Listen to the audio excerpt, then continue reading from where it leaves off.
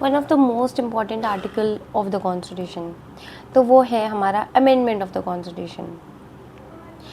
तो it is one of the most important. Amendment of the constitution है क्या, कि हमारे कॉन्स्टिट्यूशन को क्या चेंज करा जा सकता है, तो आंसर इज यस।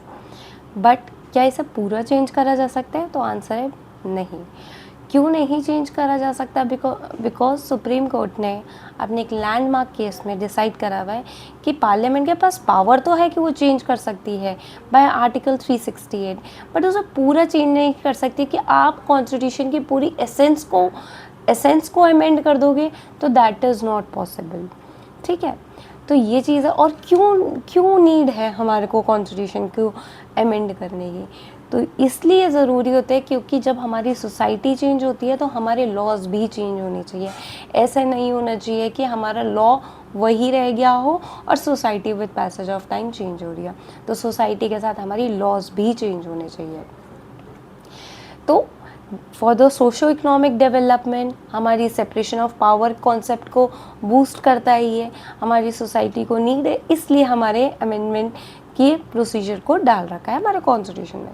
तो हम कैसे अमेंड कर सकते हैं? तो इसके 3 कॉन्सेप्ट है, by the simple majority, special majority and by the special majority with the consent of the state. Simple majority है क्या?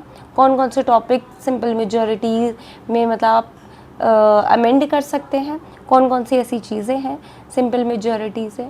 तो वो सबसे पहले है, क्या अगर आप salaries and allowances of the member of the parliament, ये सिंपल मेजॉरिटी से आपका चेंज हो सकता है।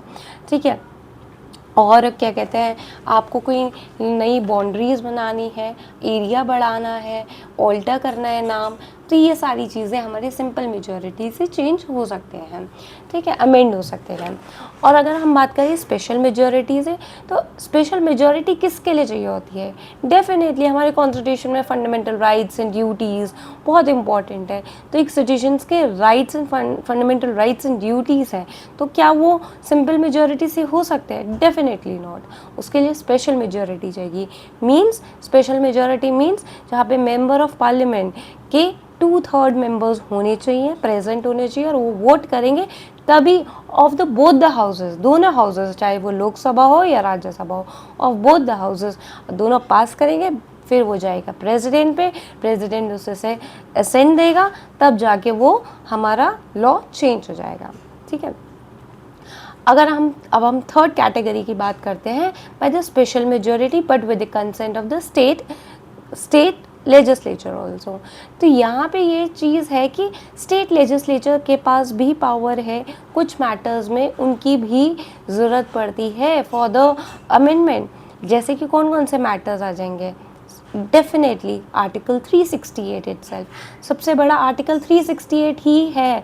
अगर हमें आर्टिकल 368 की ज़रूरत है, अगर हमें चेंज करना है, तो हमें पार्लियामेंट की तो ज़रूरत है, लोकसभा और राज्यसभा की तो है ही है, साथ में स्टेट की भी ज़रूरत है कि उनकी भी हमारे को कंसेंट चाहिए। मींस उनकी भी हमारे को वो प्रेजेंट होने चाहिए और उनकी वोटिंग की ज़रूरत होगी और वो स्पेशल मेजॉरिटी से पास होगा। पहले तो ये हो गया, साथ में और कौन सी ज़रूरत हो जाएगी? दैट इज़ प्रेसिडेंट की हमारी इलेक्शन की पावर है ना। हम एक प्रेसिडेंट है, वो एक तरीके से इलेक्ट होता है, तो वो एक तरीके से इलेक्ट होता है। अगर हम उसके मैनर में चेंज करेंगे तभी भी हमें स्टेट की ज़रूरत है। तो ये सारी चीज़ होगी। और हम 7th शेड्यूल, सबसे बड़ी बात है 7th शेड्यूल जहाँ पे यूनियन लिस्ट, स्टेट लिस्ट और कॉन्करेंट लिस्ट, जहाँ पे यूनियन अपनी लिस्ट के हिसाब से अपने लॉज बनाता है, स्टेट लिस्ट के हिसाब से स्टेट अपने बनाता है, कॉन्करेंट लिस्ट वो हो जाती है जहाँ पे दोनों बनाते हैं। तो वहीं पे क्या है, स्टेट की भी हमें कंसेंट की ज़रूरत है। एंड आई होप ये आपको वीडियो अच्छी लगी हो, आपके लिए इन्फॉर्मेटिव हो। Thank you and bye.